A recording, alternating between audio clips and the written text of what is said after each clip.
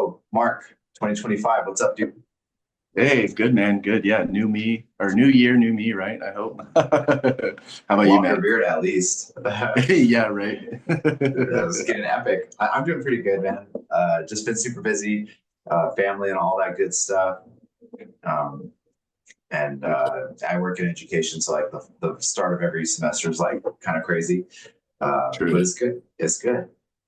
Nice, man. Yeah, yeah. I would imagine probably a lot of paperwork, make sure everybody's kind of up to speed and things like that, right? Oh yeah, Bureaucracy. Yeah. yeah, all that. But it's all right. Hey, it's Friday, and I'm mostly done. So hey, I'll take it.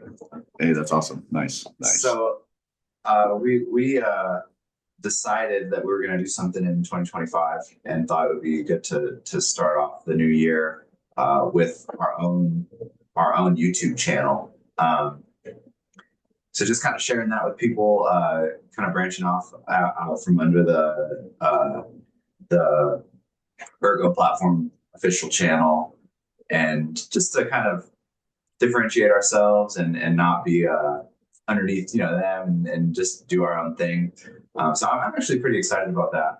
Um, I had I had told you earlier that I built a bot that I trained um, on all the users guides for this video editing software that I got, and so I like really have been enjoying learning how to edit things and stitch it up. And so hopefully I can do a good job. And Andy, thank you so much for helping us like launch all this. I was going to say like maybe later in the podcast, but starting this podcast in 2024, that was like one of my favorite things. Like it's been pretty fun and learned a ton and got to know Marc. So it's awesome. Yeah. Yeah, man. Yeah. 2024 has been like a wild ride, just like, from like, yeah, starting this podcast kind of, and then kind of the idea too, I think was like, hey, is this going to work? Are we going to, you know, work well for us, like individually, right? And obviously it's worked really well. And so I think it's more of like an experiment. And so now it's like, oh, this is fruitful. Let's kind of do our own thing. And I think that's kind of a fair representation of sort of the ecosystem as like developers or even like contributors of the ecosystem to where it's like, hey, kind of go get the help, go get the hand holding, so to speak, in certain aspects that you need, get the support that you need. And then once you're ready, you know, it makes sense to kind of branch off and do your own thing and things like that. So the next progression of the podcast. So, but I would say it's all in your hands with all the editing and things like that. So, but I'm here for it. I'm pumped. I'm pumped to see what you do. We got a lot of good Yeah, ideas too, so we'll yeah, be man. excited. So every year, like New Year comes around, I see a lot of people making resolutions and stuff like that.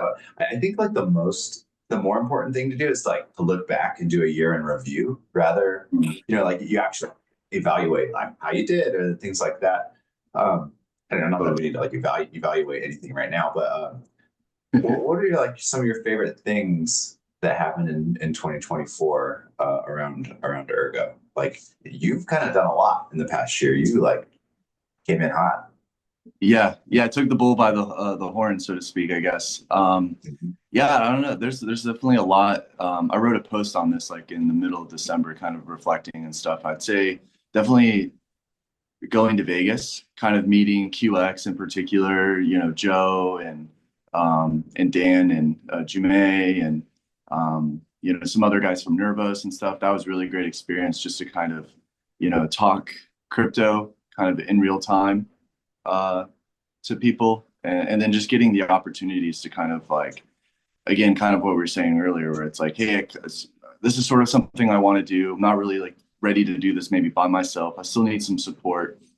And then now I feel like that was like my year. 2024 was for me to kind of do that. And then 2025 is now I can kind of put my big boy pants on and kind of step outside of my comfort zone and, start up my new projects, start up new sort of ideas and do things sort of on my own. And so like last year, did the Ergo hack by myself. We got third place, created like a new organization called Last Bites Bar.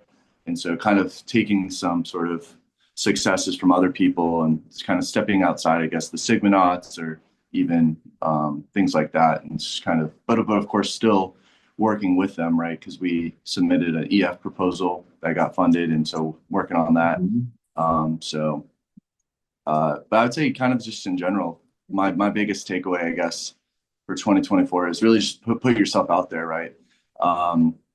Not that, we're a falling knife by any means, but if you do fall, there are other people to catch you. And there's a lot of people in the ecosystem that are willing to support and help you, push you in the right direction, especially if you have honest intentions. And so, you know, oftentimes like I'll put something in the chat, hey, I'm kind of working on this, and it'll be like a few days, but then so like Mark Glasgow will reach out and DM me like, hey man, here's all these documents and stuff like that. And so that's like really, really nice to see. And so one thing for 2025 is like I definitely want to like pay that forward. So if I ever see somebody struggling, or if I know how to do something, it's like, hey, point you to the right direction, or maybe set up some time and I can help you out, things like that. So I mean, just this kind of the whole growth sort of mentality, whether it's individually or kind of like collectively, kind of push that. Yeah, that's a good perspective, man. How about yourself? So in addition to the pod, I think some of the things I've seen around, I was really excited for Paideia to start coming alive, Yeah. and I got to participate in like the beta, and it's like transitioning to the new version, and see that kind of in action. Um, I When I first started crypto, I was like, I guess, kind of skeptical of DAOs, um, because DAOs are kind of like this like middle ground between like the chain and the real world, right? And it just seems a little gray and a little messy, and I think it is. But I wasn't sure it was going to work. I think there's still a lot of growth to happen. Like, Mhm. I think there needs to be reputation systems and things like that will like develop further, and so we could kind of I guess just put the idea of a DAO into practice most effectively. But really, like in the sixth DAO, it served its purpose perfectly. Like there wasn't anything, there wasn't anything, no problems. There's no problems. It was just like, oh, I have a proposal, everybody votes on it. That's it. Totally. Everyone, you can sign the transactions, and you're good. Yeah, Um, the kicker is when things do go wrong, then whoever's I guess held liable, you know what I mean? Then how does that break down? And is it actual like LLC and things like that? Because I think with what you're kind of saying, it's like it's cool that there is like a bridge, but right now it's like a crickety bridge in some sense. Not yeah. even to say just from an analogistic perspective, just because of like, Okay. say the SIGs did launch a project and then they rugged everybody. It's like, well, from a US perspective, we would want to hold them accountable or whoever that is. But then how does that work? Is there a legal entity? And so we're working through that right now, and I think in the SIG DAO, and things like that. So, but yeah, for the most part, and not even for the most part, I mean, yeah, Paideia runs great. We use it for the DAO, the mining DAO as well. We're in the beta right now, but we need to get over to the main mining. I'm sorry, the main net. Um, but yeah, working like great, multi SIGs as well. Yeah. Let's see what else happened. I did an Erdoge event like in May, and it was, I guess my expectations were high, and so I was like maybe a little disappointed with like the whole overall thing, but I did what I set out to do. I gave away 50,000 Erdoge tokens, which is like a lot. I mean, that's like 10% Yeah. of the whole supply. Um, And so I enjoyed that. I was just like looking at the price today, and you can see like people got excited, and then it was like, and then recently it's gained in some value again. Okay, nice. Somebody else took over the Telegram channel, and I just like appreciate Erdoge because it's just like not trying to be anything else. It's just like it's just a token. It's not, don't buy it. You don't need to buy this. Right. Just give it Yeah. away. Yeah. So with what you just said, I guess you're officially disclosing that you were the dev, because I think in past podcasts you kind of alluded to it was somebody else, but now I guess Oh, you're. I did not create it. No. So Oh, okay. I thought you did create it. mm-mm. No, no, Oh, no. okay, true. So the creator was a guy named Ron. Don't know if anyone knows Ron. Sorry, Ron. Um, he's a nice guy. He's a nice guy. But he created it as a way to just like test out some things, and he doesn't actually have any tokens. So Okay, true. he just gave them away to everybody, and I got I think I got like 4,000. I was like, oh, cool. And so that's it. I Okay, sold some of true. them like, and then kept. I think I have like maybe 2,000. That's it. Nice. Yeah, Nice. yeah, That's funny. For some reason, I thought you created it, but I guess that's probably because you were doing the airdrops or something like that. So yeah, yeah. No, put two I and two just together. I just like asked some whales. I was like, hey, like, can I give away all your tokens? And they're like, yeah. Nice. Hell yeah. uh, Yeah, that's a cool event because I mean, it brings in, people, it gets them excited, brings them to the ecosystem, an education perspective of just, trading it, what to look out for, price manipulations, things like that. So that's pretty and neat. and then our recent episode with Pepper, like that's just like the better version. Like, yeah, heck yeah, do it, man. Totally. I'm so glad it's like evolving into something more than just like some worthless token that I'm spreading around. Right. It'd be kind of cool if you could take some of these tokens and then, well, I guess it'd be, I guess, per project, but you could burn, set up a UI to burn these tokens to transform them into something else, I guess, and then kind of make a new mantra or new meta, I guess, along that. But it's like baked in, I guess, if that makes sense. I don't know. It's like a token of a Yeah, token. yeah, interesting. Let's see what else happened. Rosen made a lot of progress. I think Rosen is like cooking. True. I mean, Yeah, absolutely. connected to Ethereum, um, and just like working on so much more. I'm excited about Rosen.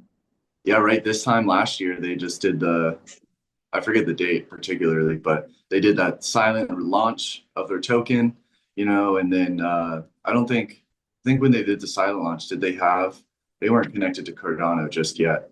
And then they connected to Cardano, um, and yeah, off to the races. And now there's what, three, or is it four? Is it three chains? So Bitcoin, Cardano, Ergo, of course, and then Ethereum, Ethereum. right?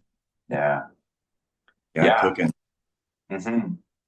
And Yeah, then I guess this is a good transition to like, what are you looking forward to? I mean, Rosen's doing a lot. Like they're going to connect to Bitcoin Cash, which I think is good. I think that's a good one.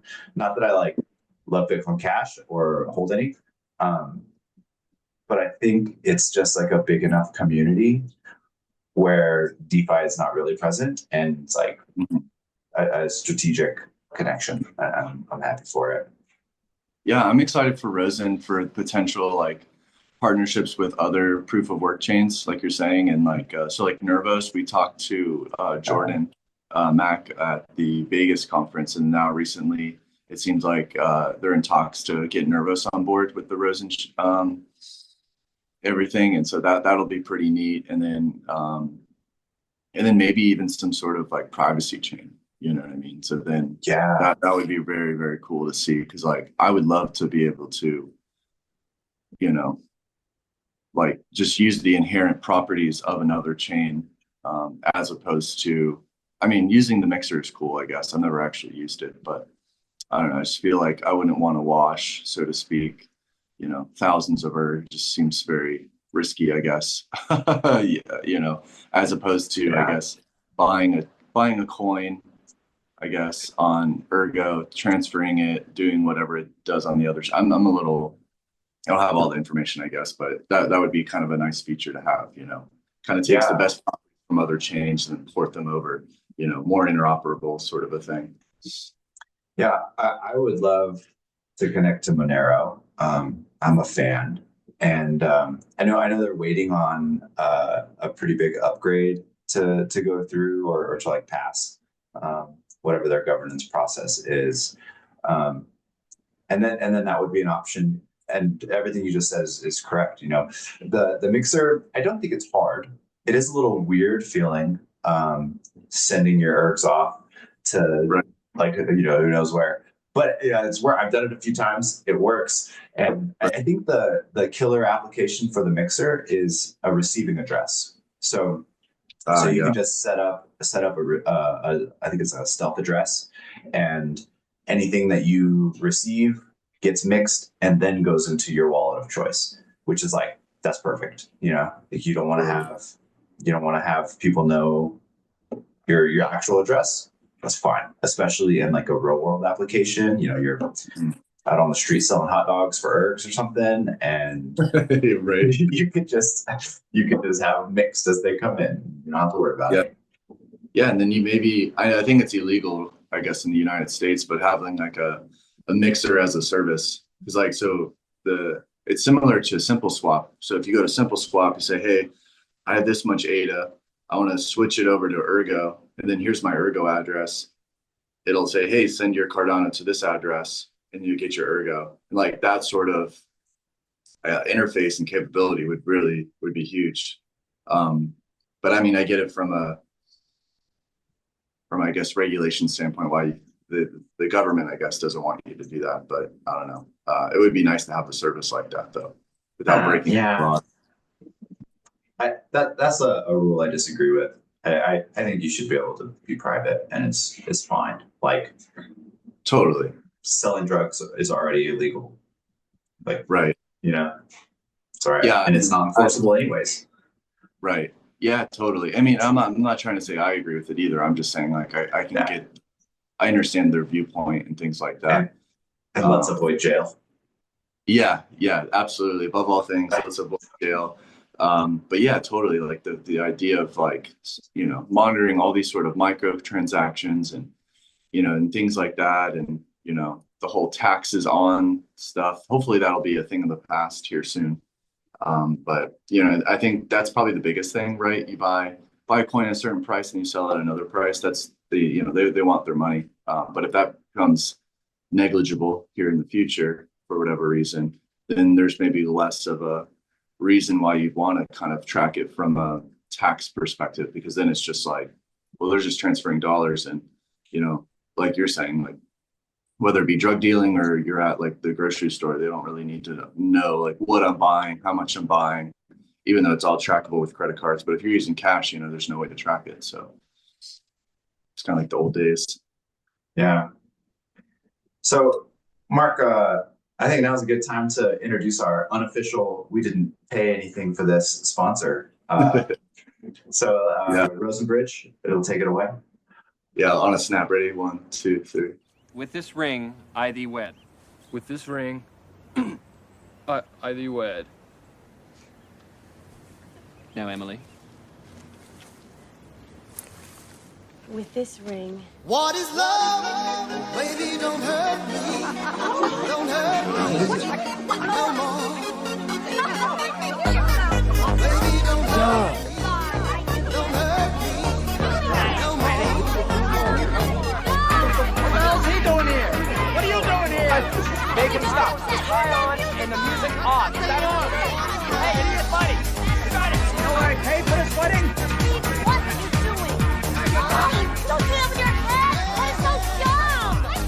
Stupid head. Mr. Butabi, I can't. Keep going. Let's go. You want to get paid? You idiot.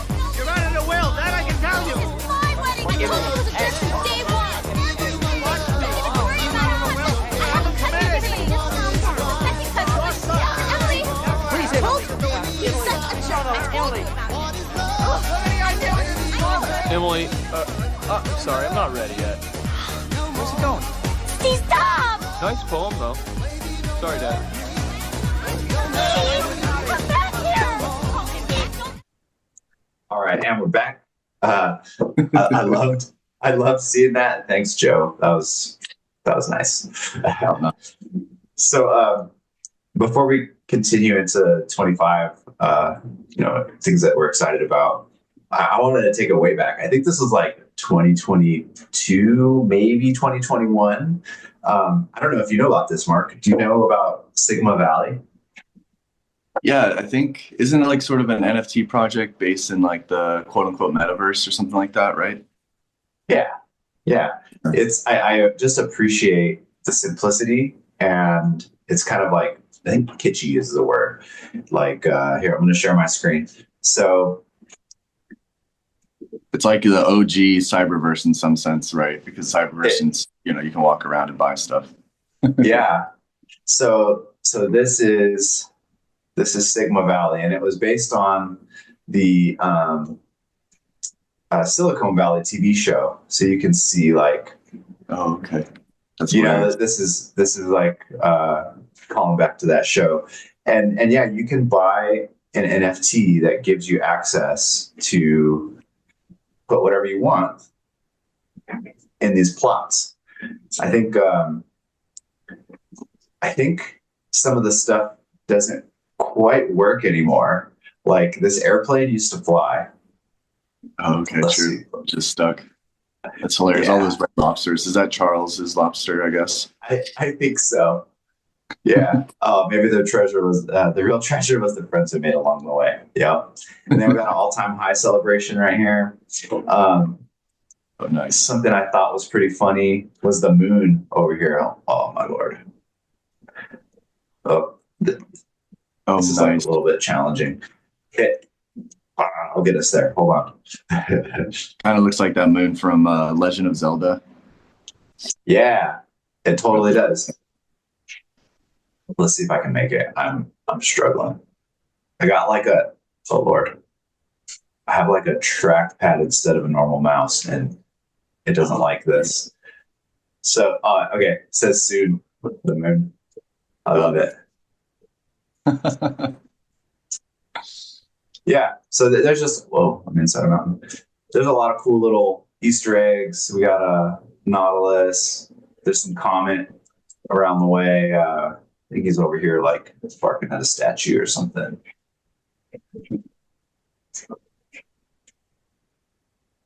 Oh my God. All right. I think that's it. I failed sufficiently. That's pretty painful. I mean, it's cool to see, though. I mean, like you're saying, right? This is 2022. Here we are in 2025. And then if you go to Cyberverse, that thing just works. And I mean, I'm sure that's the current state of Sigma Valley isn't, how the developers intended. And it seems like they're not working on it. But Yeah. pretty cool to see the evolution of things, Mhm. Yeah. I think I like looking back on that because it's like it didn't come out the way that they wanted, and they're not finished.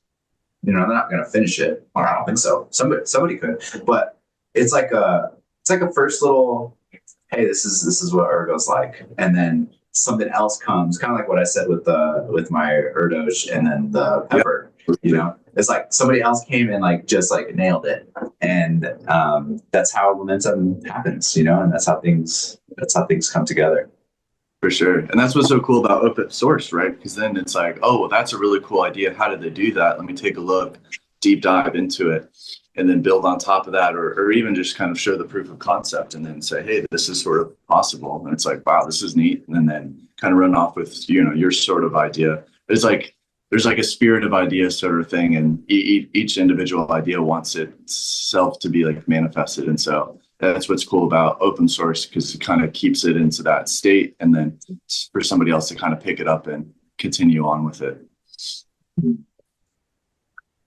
All right. So speaking of that, let's go forward. Let's talk about these set blocks. What do you got for us on input blocks? Yeah, or input blocks, I thought, right? Yeah, tell me. Are they different? How are they different? Yeah, input blocks. Yeah. So yeah, I think the main problem here is that Ergo generates blocks every 2 minutes, which can cause network congestion and long wait times for transactions to confirm. So Kushti is proposing a new type of block called input blocks that can be generated 63 times more frequently than regular blocks. And so regular blocks are going to be renamed to ordering blocks and will handle special transactions that depend on miner specific data. So the sort of TLDR in terms of the changes would reduce transaction confirmation times, which would be huge from a development perspective, and then improve network efficiency, not require a hard fork, and then maintain security while increasing throughput. And so from a mining perspective and reward perspective, miners would then target two different difficulty levels. So the ordering blocks or the input blocks. The ordering blocks are going to maintain the current difficulty, targeting 2-minute intervals. So again, that difficulty is relative to how it changes for that 2 minutes. And then the new input blocks use a lower difficulty, allowing them to be found much more frequently. And so input blocks, miners will get transaction fees from standard transactions and storage rent. And then ordering blocks, miners will get the regular block emission reward plus fees from special transactions, like the ones that depend on miners' public key. And so miners aren't going to know, I guess, what type of block that they'll find, input or ordering. And so they'll need to prepare for both scenarios. So from like the Sigma Knots mining pool right now, all of the ordering blocks, when we find storage rent, are all ordering blocks. And so we'll have to, I guess, adjust some of the code and things like that. I didn't set that up, so I'm not really sure. But we'll have to prepare to kind of be able to facilitate these new type of blocks as well as the existing ones. And then if you don't want to, it's kind of suggested here that old mining nodes can continue to operate under the previous rules.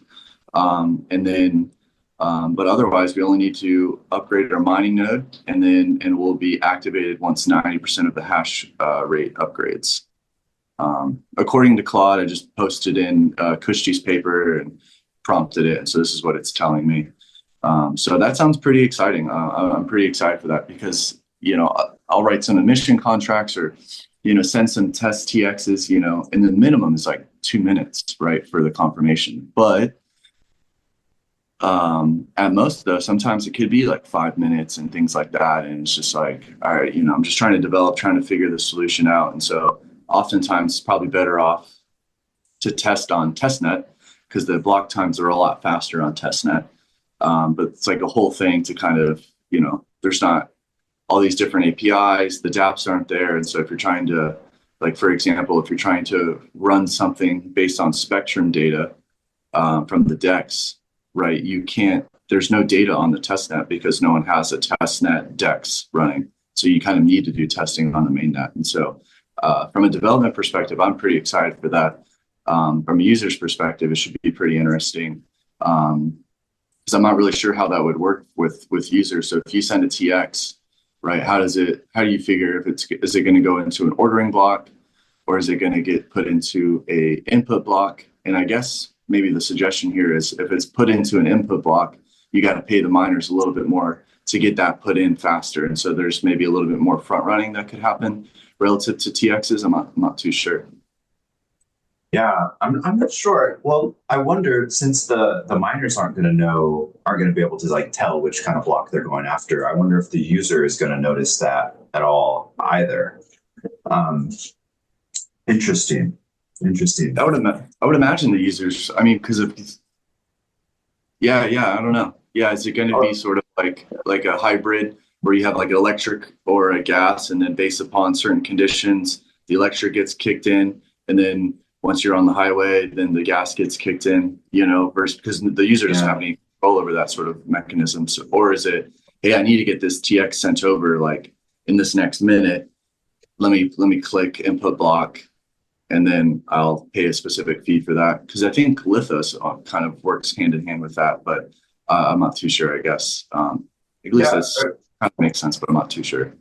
And it could also be either like maybe it's a wallet setting where you're trying to vie for that, or maybe it is the dApp setting. It's like however the transaction is built on the back end, that's how it's going to be entered. Whether it's an input block or just a standard ordering block. Interesting. Yeah. So I'm going to see if the Claude knows from the document I pasted in. Maybe save us, Claude. It says, no, the users do not choose the block types. The distinction happens at the protocol level based on the type of transactions they're making. So most regular transactions, 99% of the cases, automatically go into input blocks. Okay. Users don't need to specify anything special get faster confirmations due to the frequent input blocks, but then special transactions, transactions that depend on miner specific data.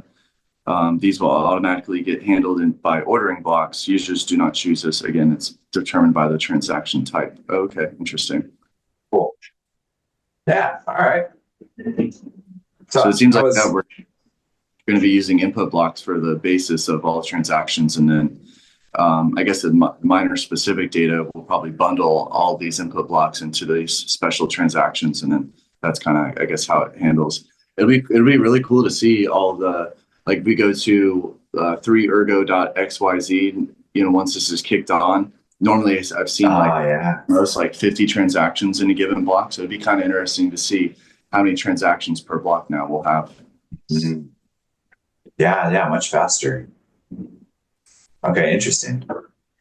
So I was looking at the roadmap, and I saw some other EIPs that haven't been implemented yet, and I'm thought I'd share some of those. Okay, kind of related to subblocks and like transaction finality. So this first one is pooled transaction inputs, and so this is like the problem that this dev identified was like, so if you have one UTXO with like all your ergs in it, let's say you just consolidated your wallet, so you have just like one UTXO, and then you are trying to like quickly maybe unstake something and then make a swap, right? So really you can only access that UTXO one time. And so this pooled transaction is like allowing you to select all of the UTXOs in your wallet and kind of group these assets together in a way that allows the blockchain or the user to kind of interact with more than one thing at a time, more than one dApp at a time, and not just be limited to that. I don't know if you remember the concurrency thing. I think this is kind of related to the concurrency problem that was solved mostly. I just thought it was really interesting, and it was cool to kind of go through and see how they're like, oh, we are just going to create a new input type and just kind of create this new feature. Not that I'm like, I'm not the person to explain this to a 5-year-old, and not that I understand it fully myself. But I just kind of appreciate the process of going through an EIP and checking it out, similar to what you did with Claude. Yeah, for sure. Yeah, Claude is just so useful. But yeah, that's interesting, being able to choose specific boxes, because even for some of the code that I write, I'll just, hey, I guess, I don't know. I'm trying to find, I have a greedy algorithm to search for, like, I guess the minimal amount of boxes it has. So search for the boxes that has the biggest value. So then I guess minimize the amount of input. But it's interesting. What are some of the use cases, and I guess, and why you'd want to do this? So his example here is really just like trying to use two different protocols within the same block period, and they have a limited number of UTXOs, and so it would be able to, so both of the applications would be able to use the same UTXO in the same block. Yeah. Right. So then it's like, if I'm sending you something, but then you're getting airdropped something else, we can just put everything in that same box instead of. Yep. Okay, that's interesting. I wonder how that would work. And on the way out as well. Okay, interesting. It's like you would be able to send. I think it's sort of like a chained transaction. It does the same thing as a chained transaction, but it's not chained transaction. It's just like one. It's pooled, one transaction. Right. Interesting. I wonder how the mining fee would work for the mining fee and the box fee. Like, how would that handle? Like, is it one or is it multiple? I don't know.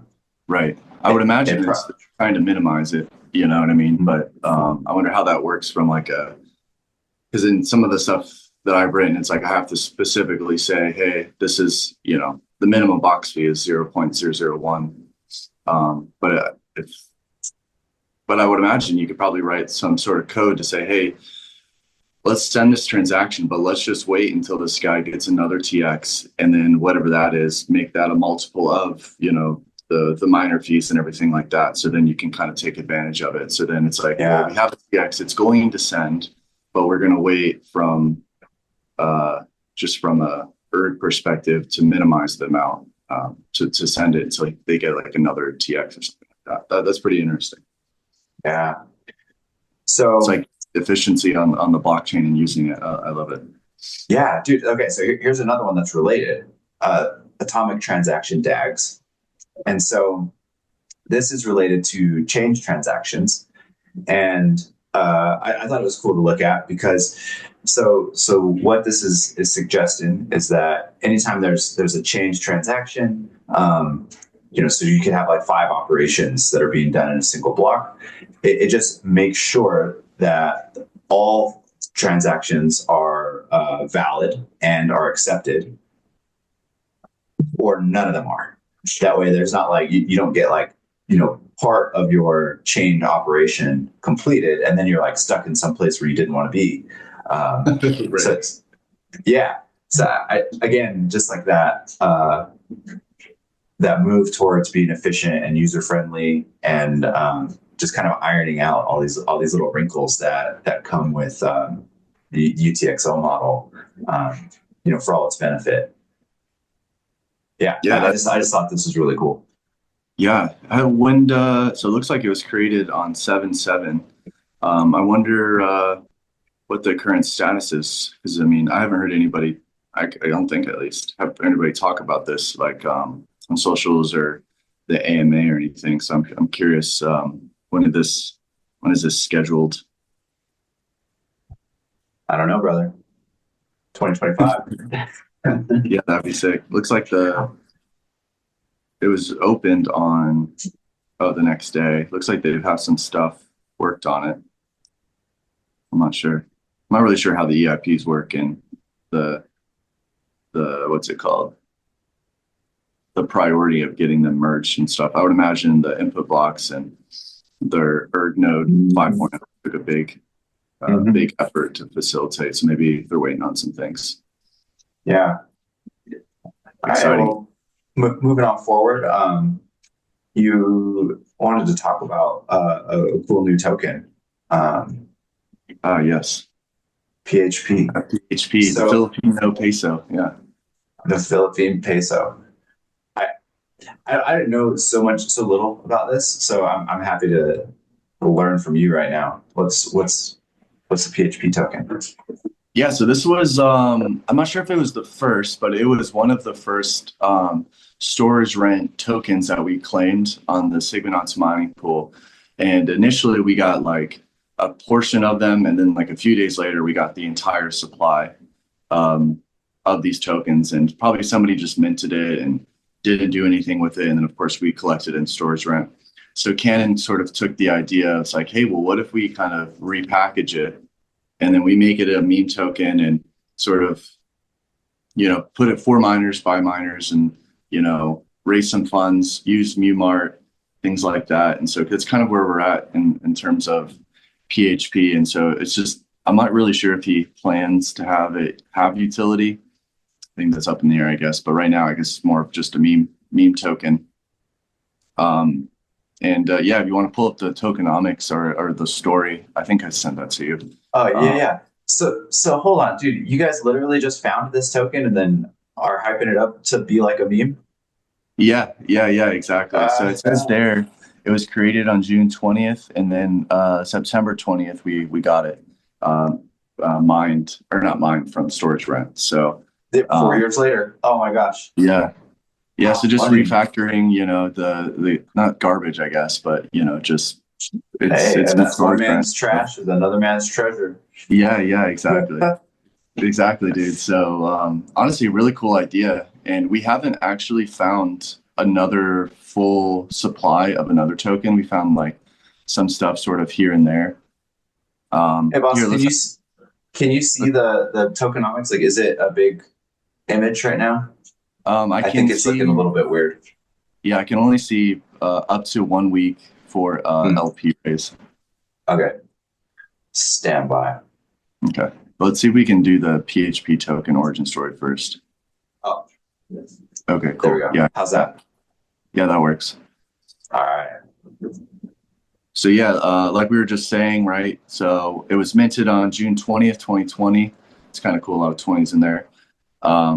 Very low block height, 256,436. So let's see.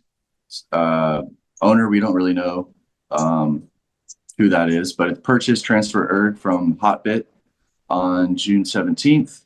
They created it on June 20th. And then ERG was sent back to the Hotbit on August 29th. And then as far as or away from Keyboard Wallet, leaving behind the PHP without sufficient ERG to cover the rent payment. So of course, that's how Demirage, we collected that. And then if we go to the tokenomics, this is what Canon has kind of put together. So there's 1 billion total tokens. 100% were held and owned by the Signauts mining pool DAO. We voted to create this meme token. And then now we're going to utilize fund.mu finance for the liquidity pool raise, which I think they raised like over 1,000 ERGs. And so the max was 4 ERG, or minimum was 1, and you can do that as many times as you wanted, as far as I know. So we did 1 week for the liquidity pool raise, and then we'll receive a proportional amount of the liquidity pool based on your contributions. And then the distribution, 1,000 ERGs will be paired with 80% of the tokens, 25 will be unlocked, 75% will be locked for 6 months. So we're trying to hedge against like, instant dump. I know that's kind of a concern right now, but and then 15% are going to be actively distributed to the weekly bonuses for the next 4 years. And so the mining pool is going to have 5 in terms of our treasury, 5%. And kind of interesting sort of thing talking about the bonuses and how we're distributing this is basically per rig, you have a mining address. And from there, so if you have 6 rigs, you could essentially have 6 mining addresses. And so we found somebody actually doing that. And so we had to blacklist their addresses. So it's more fair. People are trying to gamify it. So it's like, okay, but we can take a look, and it was obvious that what was happening. But in any case, every Monday I airdrop I think like 20 to 30 tokens every week now. And so now and we've been distributing PHP for I think 2 weeks now, 2 or 3 weeks. So I bought PHP myself from Marc. So it's a disclaimer. I own it. But I think, yeah, really cool, kind of exciting thing. Kind of, again, it's kind of funny. Inadvertently kind of talked about this a few times now, but just kind of taking something and then sort of just evolving it, growing it. Yeah. Like that. So I think it's pretty cool kind of token for the ecosystem, but then also for the mining pool. We have 5%. So hopefully that grows year over year, maybe month over month, things like that. And then Canon also told me, I think it's like the current price of PHP, we're giving out basically 7 to 6 ERGs a week on that or something like that. So that's pretty nice. You know what I mean? I mean, granted, we have like 50 to 60 miners. So it's not really too much per person, but hopefully over time, maybe it goes up. Yeah. And adds more value to the mining pool. Yeah, dude, that's super cool. And so you told me it was locked, yeah, for how long was all this locked up for? Or like what is like the distribution length going to be like? Yeah, let's see. All right, just had it. So yeah, 75% of the let's see here. So 80% is going to be paired with the tokens, I guess the 1,000 ERG, and then 75% is going to be locked up for 6 months. And then the other 15% is going to be distributed through the miners on a weekly basis. So I guess 6 months it's going to be locked up, and it's like ready to go sort of thing. So, but hopefully in that 6 months time, Canon can kind of create more incentives to sort of say, hey, should hold on to this token as opposed to dump it. But we'll see what happens. I feel like miners sometimes, at least some of them, in the terms of the bonus tokens, they just dump it straight to ERG. And so it's like, hey, that's your own prerogative, I guess. But, I think we want to like bootstrap the ecosystem and people and things like that. It's like, got to support projects like this, at least in my limited perspective. So definitely going to hold for some time, see what happens. Yeah. Right on, man. All right. I think it's cool. Regardless, make money or lose it is interesting. Yeah, totally. Maybe somebody else. And I was telling Kenan, it's like, it would be really cool if you could do a write up on this, just because, outside of the Demirage storage rent aspect, like he, used Mu Finance to, do the fund, do the liquidity pool raising, integrating it on the decks, things like that. So I think that would be kind of a cool sort of write up documentation for other people to kind of do this, because maybe there'll be other mining pools down the road. They get some other tokens that somebody else has, and they could do like sort of the same thing. And then there could be a new class in general of like meme tokens of just like, kind of sitting on chain for 4 years, and now they're brought back to life and becomes a new class of, I guess, meme tokens in that sense, I guess. So we'll have to have them on and talk more about it. Dude, I hope the creator like comes forward at some point. Like what if this gets big enough to where that person heard about it? Right. Yeah. That'd be kind of interesting. I wonder who the person is, and their intent with creating the Filipino peso, and then not doing anything with it, and it's pretty funny. Mm-hmm. Interesting. Demirage in action, though. It's pretty cool to see. Yeah. Oh, dude. So I almost forgot. We had something happen pretty recently. We got another admission reduction. Dude, 18? That's getting low. Yeah, seriously. Dude. In like the end of this year, it's going to be, let's see, what is that? 9 blocks, 9 or 6, depending on, I guess. I think it's going to be 6. Yeah, I think it's going to be 6. Insane. Dang. We're getting squeezed, that's for sure. Yeah, right at the end of 2025, it goes back down. So 2026, at the start of 2026, we'll be at 6 ergs, 6 ergs. How interesting.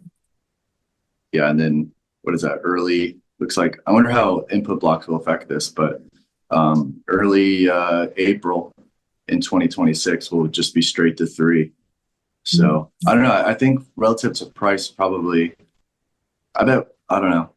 But we kind of see this sort of sideways action, like we have been, kind of ups and downs and stuff. But I think if Ergo does move, it'll probably maybe be after 2026, maybe during the middle, just because of this sort of supply crunch.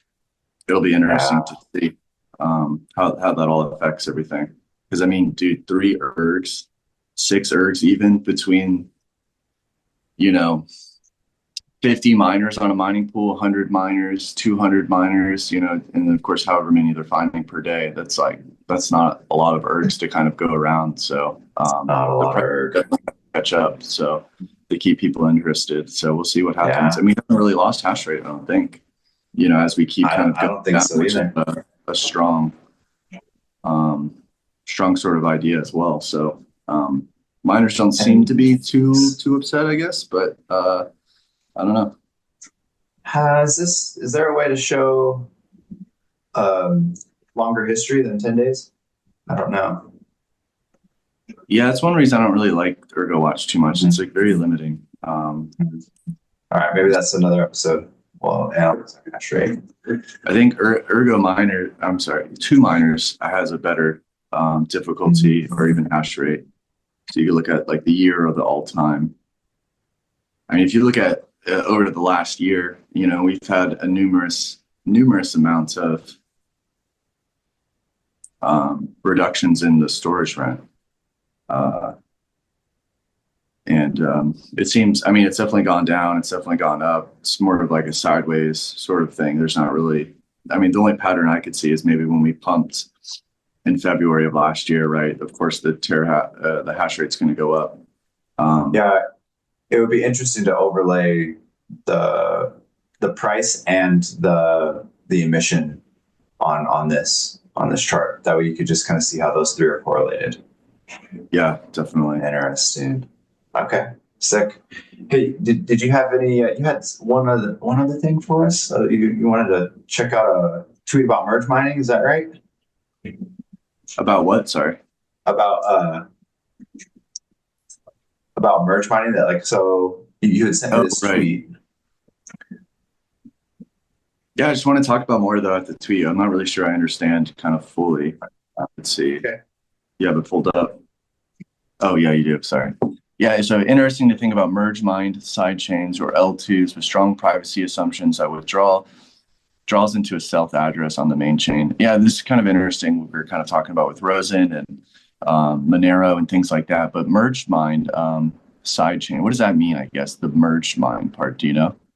So I think I have a general understanding, but this is another one of those where we just got to get Mr. Kushji on here and have him Eli 5. But so I think a sidechain is like a separate blockchain that is secured by the same mining algorithm and the same mining actions. So let's say if you had a blockchain that had some specific properties, and you wanted to secure it with Autolykos and all the same miners, so everyone mining Autolykos would also be mining your new chain. And so, I see. And so what? And so what he's talking about here is like we could have a privacy side chain.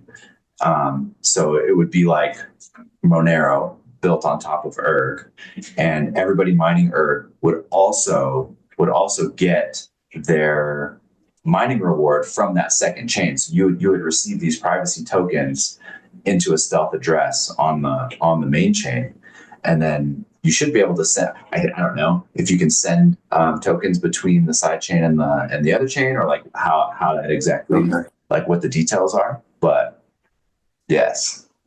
Okay, interesting. I don't think I've ever heard that concept before. Of like being able to mine the two tokens at once and then get the benefits. Basically, that would be very interesting. Especially going back to the privacy sort of idea, because then I mean, I'm sure you would still need Monero. I guess I'm not really too sure, but you wouldn't necessarily need the Rosen chain to connect Monero if you had like a merge mined privacy type of chain with the stealth addresses and all that kind of stuff, and it would be more reliant on Ergo. So if you trust Ergo, kind of inherently, it would be better for those sort of, I guess, principles as opposed to going to a completely different chain.